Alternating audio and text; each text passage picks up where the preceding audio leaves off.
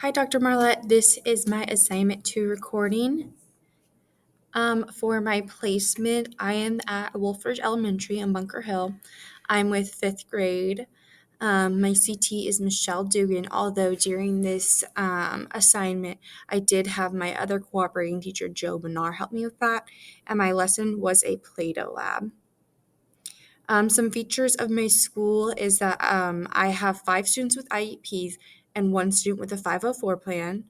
My students have science every day. Again, I have 2 cooperating teachers. Mr. Minar is the science and math teacher, and then Miss Dugan is the ELA and writing.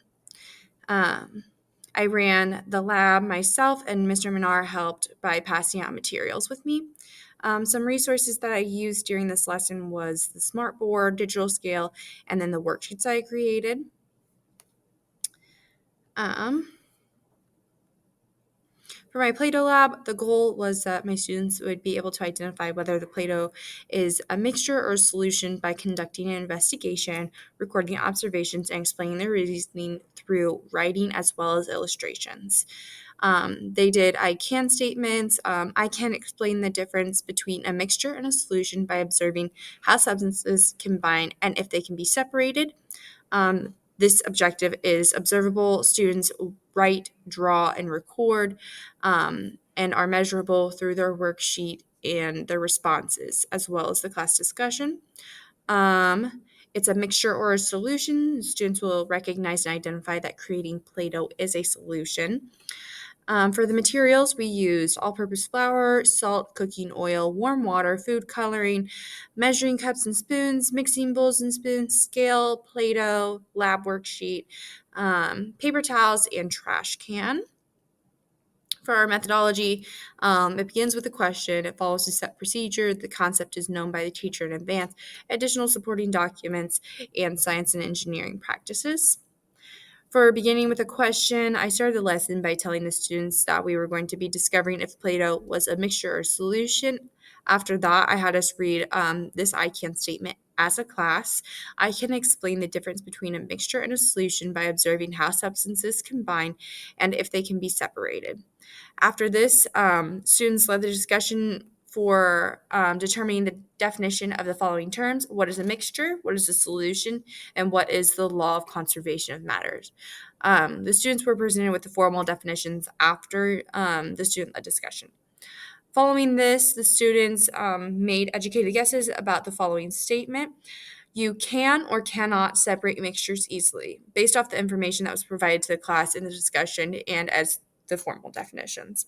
In addition to this, the students also made note of the initial measurement of their Play-Doh mixtures, as well as drawing a picture of what their materials looked like prior to mixing their dough. Finally, the students made an educated guess if creating Play-Doh was creating a mixture or a solution, and they explained their reasoning with 1 to 2 sentences. Following a set procedure, these are the steps that I provided the students. They were posted in the room, as well as a second page that they could pull apart next to their lab sheet. In a bowl, add 1 cup of all-purpose flour, half a cup of salt, half a tablespoon of cooking oil, 1 cup of warm water. Step 2, before mixing, record your starting weight. Make your first observation and draw it on your paper. Step 3, mix your materials for 2 minutes. Step 4, make your second observation and draw your picture. Step 5, get food coloring for your dough from the teacher. Step 6, continue mixing or kneading the dough if needed. Step 7, record your final observation and drawing of your dough. Step 8, discuss the final question as a class. Step 9, weigh your finalized dough. Step 10, finish recording and filling out your worksheet where needed. Concept known by the teacher in advance. For the basic rules, we did lab safety. These were also posted in the classroom. General rules, keep your area clean, no talking when instructions are being given, stay in your area. Respect materials. Do not drink or taste anything unless your teacher says it's safe. Do not add anything extra unless you're told to. And clean up together. Put all of your trash in the trash can. Possible incidents that could occur during the Play-Doh lab included ingredient spills, disagreements over rules, sensory discomfort with the dough, which was a problem for my students, accidental splashes of warm water, food coloring stains. That was another issue that we ran into, and students dropping or misusing materials. That was also another problem that we ran into. To resolve those, I could provide clear role assignments, model safe material use, offer sensory friendly alternatives. We did do that. Monitor groups closely. We did that. Establish quick cleanup procedures to address spills or misuse calmly and efficiently. We also did that. This is my additional supporting documentation. This is one of my students. This was his Play-Doh lab that he did, as well as his drawing and reasoning sentences. For the science and engineering practices in the NGSS standards, I have 5 PS1-2, measure and graph quantities to provide evidence that regardless of the type of change that occurs when heating, cooling, or mixing substances, the total mass remains the same. Why it fits. Play-Doh preparation involves mixing substances and observing physical changes, making this standard relevant.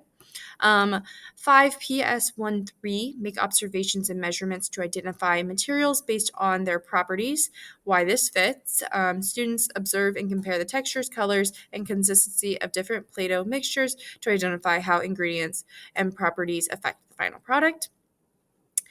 PS 5PS14, conduct an investigation to determine whether the mixing of two or more substances result in a new substance. Why it fits. Students mix flour, salt, water, food coloring to see how individual ingredients combine to form a new material, the Play-Doh, with properties that are different than the original substance. Science and engineering practices and real-world connections. Planning and carrying out investigations. Students follow a procedure to combine ingredients, measure amounts, and test how mixtures change. Analyzing and interpreting data. Students observe differences in texture, color, consistency, and compare results across groups using mathematics and conceptual thinking. Students measure ingredients precisely and adjust ratios when the mixture is too dry or too sticky by adding water or more flour. Constructing explanations, students explain why their Play-Doh turned out a certain way using evidence from their measurements and observations. Engaging in argument from evidence, students discuss which mixture worked best and justify their reasoning using observable properties.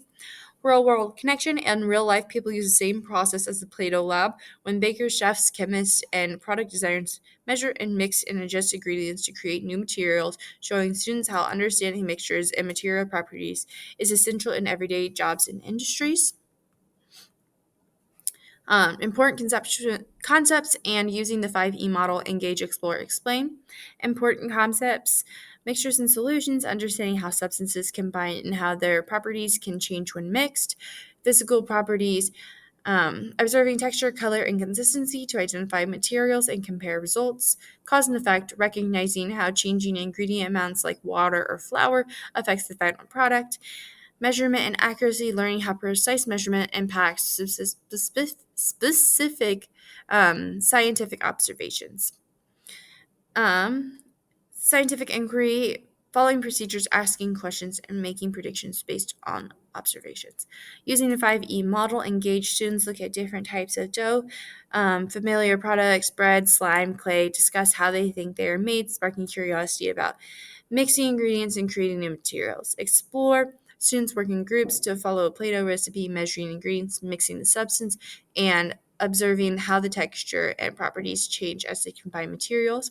Explain, students share their observations, compare their Play-Doh to other groups, and discuss why their mixtures turned out differently, connecting their hands-on experience to scientific vocabulary such as mixture, properties, and physical change.